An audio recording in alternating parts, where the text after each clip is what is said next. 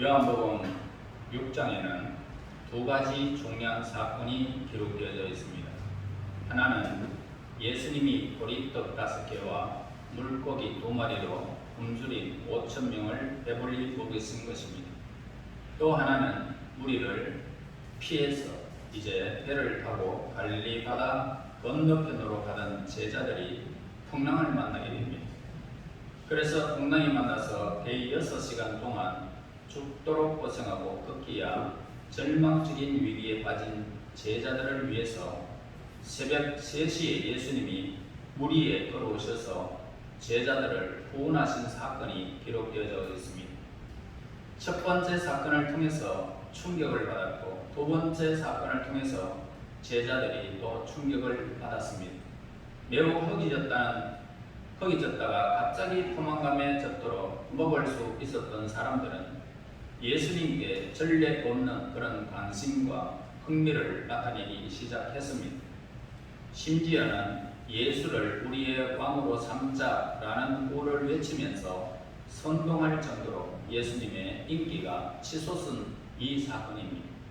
군중은 하룻밤을 지나고 잠에서 깨어나자마자 열정적으로 예수님을 찾았습니다. 유명 연예인들 앞에서 환호하면서 눈물을 흘리는 사람들이 우리가 얼마나 매스컴을 통해서 많이 보아왔습니다. 인기 연예인들이나 운동 선수들이 가는 곳마다 많은 사람들이 모여들어서 환호성을 지르고 박수를 치면서 그렇게 사인을 좀 해주십시오 라고 그렇게 걱성을 부리는 모습을 보게 됩니다. 열성 팬들이 구름대처럼 모여서 아우성을 치는 이러한 모습들이 우리는 늘 종종 보아왔습니다. 예수님이 이 기적을 베푸시자 수많은 무리들이 모여들었다는 사실을 오늘 그 인기가 실감되어집니다. 그래서 좀 더 예수님을 가까이에서 보기 위해서 그분의 옷자락이라도 한 번이라도 좀 잡아 보았으면 라고 그렇게 야간 업석을 떠는 모습을 그 시대의 상황을 지금 보게 되어집니다. 22절에서 23절에 기록을 합니다. 이튿날 바다 건너편에 서 있던 무리가 배 한 척 외에 다른 배가 거기 없는 것과 또 어제 예수께서 제자들과 함께 그 배에 오르지 아니하시고 제자들만 가는 것을 보았더니 그러나 디베라에서 배들이 주께서 축사하신 후 여럿이 떡 먹던 그곳에 가까이 왔더라. 자, 아침이 되자 군중은 생각에 잠기게 됩니다. 어젯밤에 제자들은 배를 타고 갈릴리 바다 건너편으로 먼저 떠나보려고 또 예수님은 분명히 자신들과 함께 있었는데 아침에 일어나 보니까 예수님이 보이지 않았던 것입니다. 건너편 바닷가에는 제자들이 타고 떠났던 그런 배 한 척만 정박해 있었을 뿐입니다. 도대체 예수님은 어디로 갔단 말인가? 라고 합니다. 그래서 예수님이 보리떡 5개와 물고기 2마리로 축사하신 후에 5,000명을 먹이신 이 소문을 듣고 많은 사람들이 모여들었는데 그들이 좋아하고 따랐던 그분이 사라져버리고 없었던 것입니다. 그래서 24절과 25절에 말합니다. 무리가 거기에 예수도 안 계시고 제자들도 없음을 보고 그 배들을 타고 예수를 찾으러 가버나움으로 가서 바다 건너편에서 만나 랍비여 언제 여기 오셨나이까 하니, 자, 요즘 아이들이 정신없이 연예인들이나 운동선수들을 따라다니는 것처럼 예수님 당시에도 그 무리들이 예수님을 찾아서 배를 타고 갈릴리 바다를 건너가는 열정적인 모습을 우리가 오늘 본문에서 보게 되어집니다. 마침내 그들은 가버나움으로 가 바다 건너편에서 예수님을 만났습니다. 그리고 너무나 반가운 나머지 마치 항의하듯이 예수님 왜 여기 계십니까? 언제 여기 오셨습니까? 라고 그렇게 묻습니다. 우리는 본중의 이 여러와 같은 질문에서 두 가지 사실을 우리가 알 수가 있습니다. 첫째는 뭐냐? 군중이 잠든 사이에 간밤에 무슨 일이 일어났다는 것입니다. 예수님은 새벽 3시에 무리에 걸어서 위기에 빠진 사람들을 구원하셨습니다. 이것은 무리가 잠자는 동안 상상하지 못한 일이 벌어지고 말았던 것입니다. 자, 우리가 잠들어 아무것도 알지 못하는 시각에도 세계 도처에서는 전쟁과 테러가 일어납니다. 지진이 있습니다. 태풍이 있습니다. 많은 사건들이 저체에서 일어나는 모습을 보게 됩니다. 하룻밤 자고 나서 밤새 안녕하십니까? 라고 인사를 나누는 것이 우리의 삶의 모습입니다.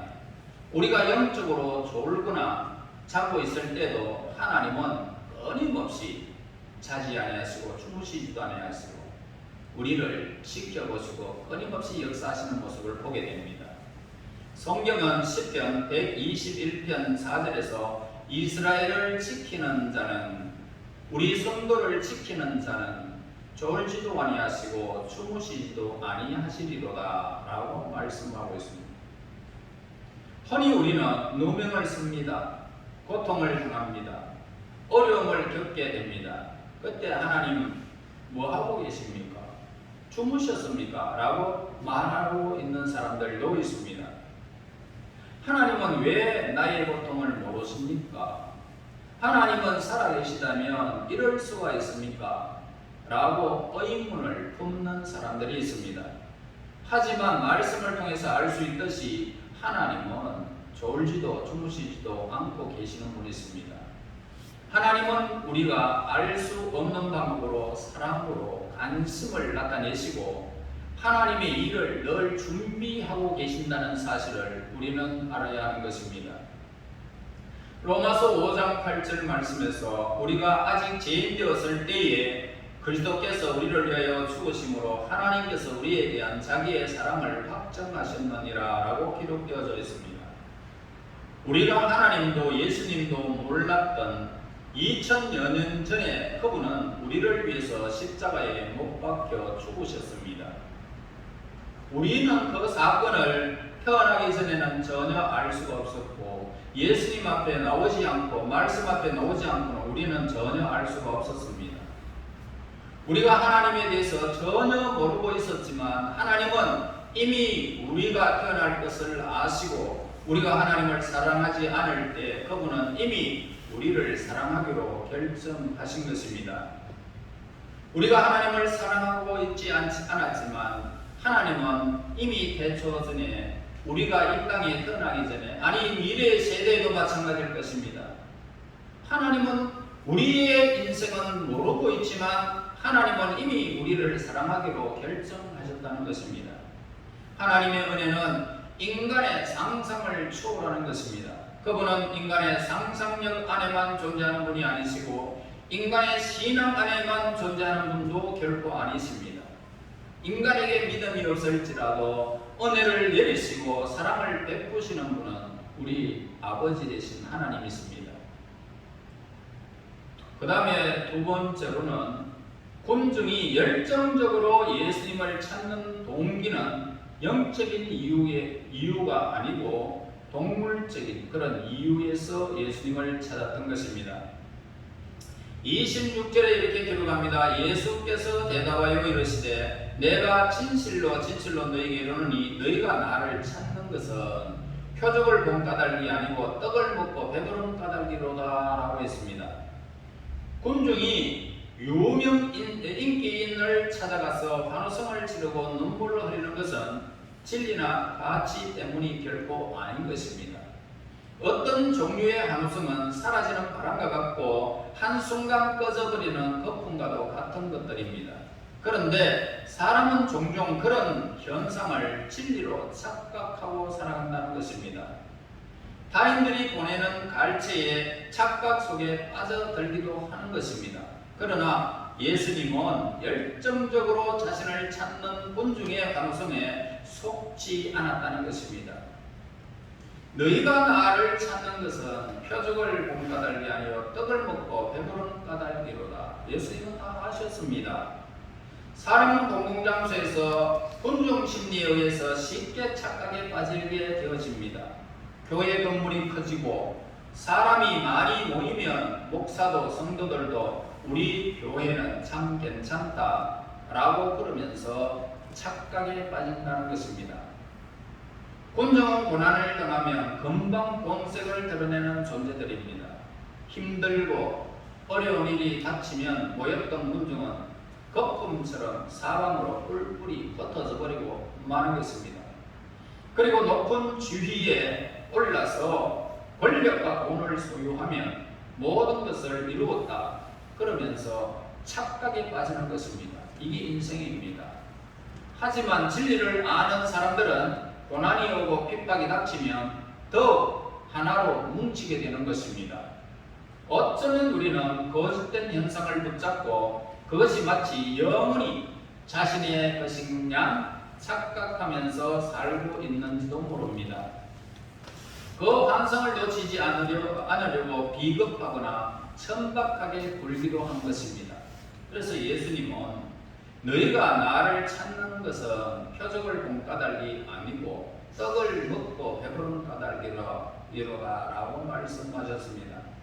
군중은 5,000명을 배불리 먹이신 이 기적 때문에 예수님을 찾은 것이 아니라는 그런 뜻입니다. 오히려 100번 양보해서 기적을 보고 찾아오기만 했어도 괜찮다라는 뜻입니다. 여러분, 군중이 예수님을 찾는 까닭이 뭡니까? 기적 때문이 아니라 배가 부르도록 먹을 수 있었기 때문이었던 것입니다. 그때는 시대가 그런 만큼 배불리 먹는 시대가 아닌 것 같습니다. 다시 말해서 군중의 관심이 있다면 뭡니까? 영적인인데 그런 데 있지 아니하고 동물적인 그런 그저 먹고 배부르는 것 그것 때문이었다는 것입니다. 여러분, 너무나 매우 슬픈 일이 아닐 수가 없습니다. 우리의 믿음을 자세히 분석해 보면은 그 포장은 상당히 영적으로 보이지만 내면적으로 깊이 들어가 보면은 상당히 동물적이고 육체적이고 성적이고 물질적이라는 것입니다. 그것을 그대로 내놓으면 너무너무 창피하니까는 미사역으로 합리화 포장해버리는 것입니다. 여러분, 아름다운 옷을 입고 아름다운 모든 것들을 갖추면 괜찮다라고 생각합니다. 그것을 그대로 내놓으면 창피하니까 미사역으로 합리화하고 포장해버리는 것입니다. 예수님은 이 사실을 지적을 하고 있습니다. 교회는 이 부분에 대해서 깊이 성찰해야 할 것입니다. 건물이 크고 사람이 많으면 프로그램이 많다라고 해서 좋은 교회라는 그런 공식은 성립되지 않는다는 사실을 우리는 고백해야 됩니다. 유명인사가 출석하고 헌금이 많이 거친다고 해서 좋은 교회라는 등식도 우리가 성립되지 아니해야 되는 것입니다. 전통이 있고 소문난 유명 교회라고 해서 반드시 좋은 교회가 될 수가 없는 것입니다. 하나님 앞에서 우리가 내면을 깊이 성찰해야 하는 이유는 바로 여기에 있는 것입니다. 진정한 교회는 어떤 교회일까요? 영적이고 성령 충만하며 거룩에 있는 것입니다. 유행에 따라 흔들리지 아니하고 어떤 경우에도 진리와 말씀 위에 굳게 서서 모든 고난을 이겨내는 것이 교회인 것입니다. 따라서 교회는 순교적인 믿음을 가진 영적인 공동체가 교회라는 것입니다. 27절 보세요. 썩을 양식을 위하여 일하지 말고 영생하도록 있는 양식을 위하여 하라. 이 양식은 인자가 너에게 주리니 인자는 아버지 하나님께서 인치신 자니라. 예수님은 썩을 양식을 위하여 일하지 말라라고 말씀하셨어요. 성경은 인간의 배를 채우는 양식을 썩어질 것이다 라고 규정을 하고 있습니다. 썩어 없어질 양식은 먹을수록 어떻게 될까요? 배가 고프다는 것입니다. 돈이 있어도 점점 올라가고 재산이 더 많아져도 배가 고프다는 겁니다. 부족하다는 겁니다. 이 세상의 모든 것은 다 이런 현상을 가지고 있다는 것입니다. 먹고 또 먹으며 계속 먹어야 하는 것이 썩어질 양식이라는 사실을 우리에게 가르쳐 주는 것입니다. 우리는 하루에 3끼 썩어 없어질 양식을 위해서 일생을 바치면서 경쟁하며 살아가고 있습니다. 썩어 없어질 양식은 인간만 먹는 것이 아닙니다. 동물도 먹습니다. 따라서 썩어 없어질 양식을 먹는 사람은 동물일 수도 있다는 것입니다. 가끔 우리는 아름다운 새를 봅니다. 동물의 모습을 봅니다. 자연의 신비를 느끼면서 야 아름답다, 야 참으로 희한하게 생겼네 그러면서 탄성을 자아냅니다. 그러나 새들의 움직임을 여러분 자세히 살펴보면 그들의 초점은 단 하나라는 것입니다. 무섭게 먹이에 집중하고 있습니다. 먹이가 없으면 지지배배 배고프다고 울고 있습니다. 짐승도 마찬가지입니다. 땅만 보고 먹을 것을 찾느라고 킁킁거리면서 내 먹을 것을 집중하고 있는 것이 짐승의 모습입니다. 한쪽 다리를 들고 고고하게 서 있는 학도 옆에 개구리가 지나가면 순식간에 돌변해버리고 마는 것입니다. 여러분, 동물의 세계는 먹이와 종족 번식 2가지만을 위해서 존재하는 것입니다. 인간의 세계도 2가지로 요약할 수가 있습니다. 사람들은 동물처럼 본능에 따라 살아갑니다. 예수님은 그런 사람들을 가리켜서 뭐라고 말합니까? 썩을 양식을 위하여 일하는 사람이다 라고 규정을 짓고 있습니다. 그런데 인간의 피극이 있다면 뭡니까? 썩어 없어질 양식조차 없어서 배를 줄이는 사람이 세계 곳곳에서 아우성을 치고 있다는 것입니다. 그들은 먹을 것을 보면 체면도 인격도 잊어버리고 야수처럼 그런 막 달라드는 여러분 모습을 많이 보았지 않습니까? 지상에서 가장 추악한 인간이 뭡니까? 먹는 것으로 사람을 조종하는 자들이라는 것입니다. 또한 지상에서 가장 추악한 정치는 식량으로 사람을 조종하는 사람, 이런 사람들이 가장 추잡한 것입니다. 예수님은 인생의 목표를 썩어 없어질 양식에 두지 말라라고 분명히 우리에게 말씀하고 계십니다. 인생의 참된 목표는 뭘까요? 영생하도록 있는 생명의 양식을 구하는 것이 인간의 참된 도리인 것입니다. 여러분, 인간의 육신은 썩어 없어질 양식을 필요로 하는 것입니다. 그래서 인간은 육신을 위해서 썩어 없어질 양식을 준비하는데 최선을 다하고 있습니다. 하지만 영혼에 대한 영생의 양식을 위해서 얼마나 노력을 하고 최선을 다하는지 순간마다 깊이 자신을 성찰하면서 돌아보아야 하는 것입니다. 성경은 영생을 주시는 분은 인자로 표현을 하고 있습니다. 인자는 누구를 말하고 있습니까? 인자는 하나님의 아들이요 인간의 아들이라는 사실을 우리에게 가르쳐 줍니다. 절대적인 하나님의 형상과 절대적인 인간의 모습을 겸비하고 있는 것이 인자라는 것입니다. 영생의 양식을 주시는 분은 바로 절대적인 하나님의 형상이 있고 절대적인 인간의 모습을 가지고 계신 예수님밖에 없다라는 것을 우리에게 가르쳐 주는 것입니다. 인자가 우리에게 영생을 준다는 것입니다. 여러분, 예수님이 사마리아 수와 여인의 그 마을의 여인에게 다가갑니다. 이 물을 마시는 자마다 다시 목마를 것이다 라고 말씀한 물은 곧 야곱의 우물물을 뜻하고 있습니다. 하지만 예수님이 주시는 생수를 먹는 사람은 영원히 목마르지 않는다 라고 말씀하셨습니다.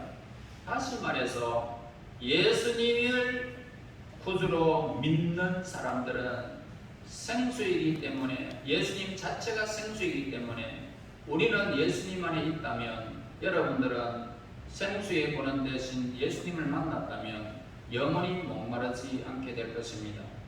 또한 예수님은 생명의 떡이라고 말씀하셨어요.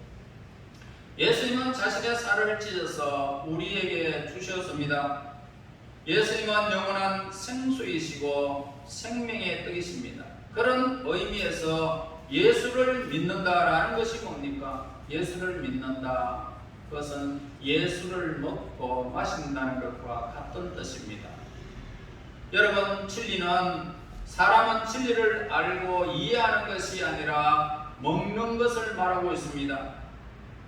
우리의 지성이 능력이 없고 나약한 까닭이 뭡니까? 객관적인 지식에 불과하기 때문에 오늘 우리는 능력이 없고 나약한 것입니다. 자신의 피와 살이 되지 못하는 인간의 철학과 사상, 지식 등은 흘러가는 구름과 같은 것입니다. 이런 것들은 항상 변할 수 있습니다.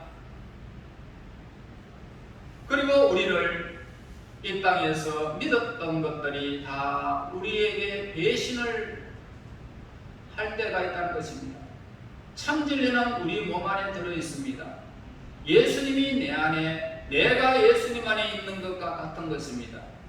그러므로 참되고 영적인 것은 내 안에서 피가 되고 살이 되며 예수님과 연합을 이루게 되는 것입니다.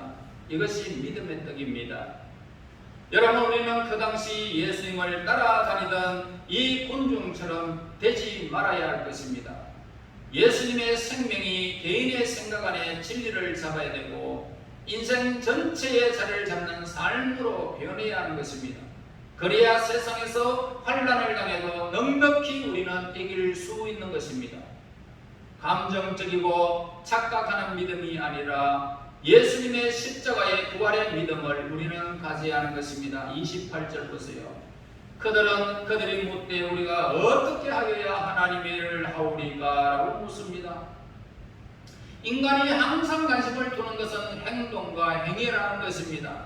어떻게 하여야 하나님의 일을 하오리까? 여러분, 어떻게 하면 되겠냐는 것입니다. 어떻게 행위를 해야 되고 어떻게 행동을 해야 되느냐, 이걸 묻고 있습니다. 인간 재성 때문에 이 권원에는 언제나 뭡니까? 행위와 공로의식이 늘 자리를 잡고 있습니다.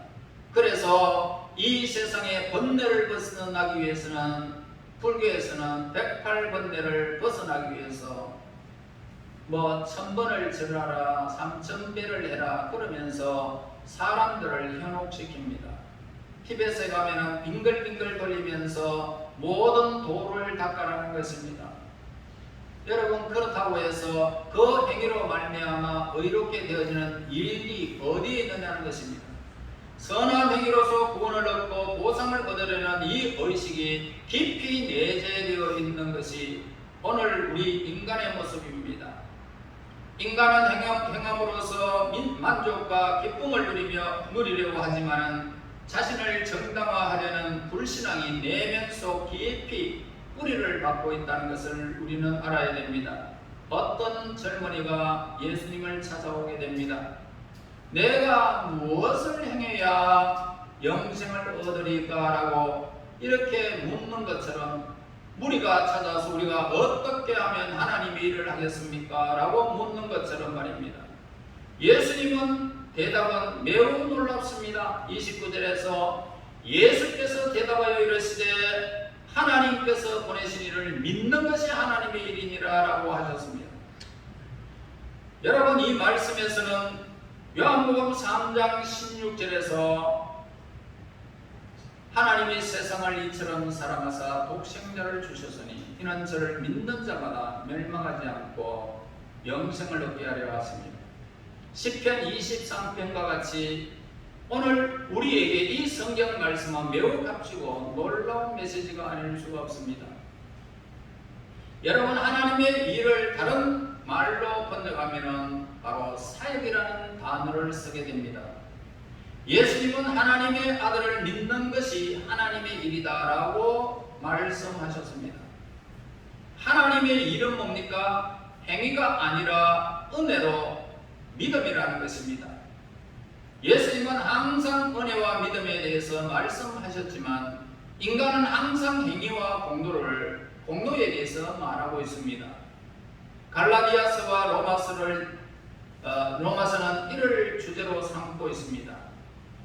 여러분, 사람은 처음에는 은혜로 예수님을 믿다가 짧으면 1년, 길게는 3년 안에 행위로 돌아가 버리는 것입니다. 그래서 새벽기도에 나와야 하고 전도하지 아니하면 안 되는 것 같고 헌금을 해야 하는 것 같고 그렇게 해야 내가 구원받았다라고 여기면서 그런 행위에만 집착하는 사람들이 있습니다. 은혜로 하지 아니하고 하나님과 주고받기를 통해서 거래를 좀 하자는 것입니다.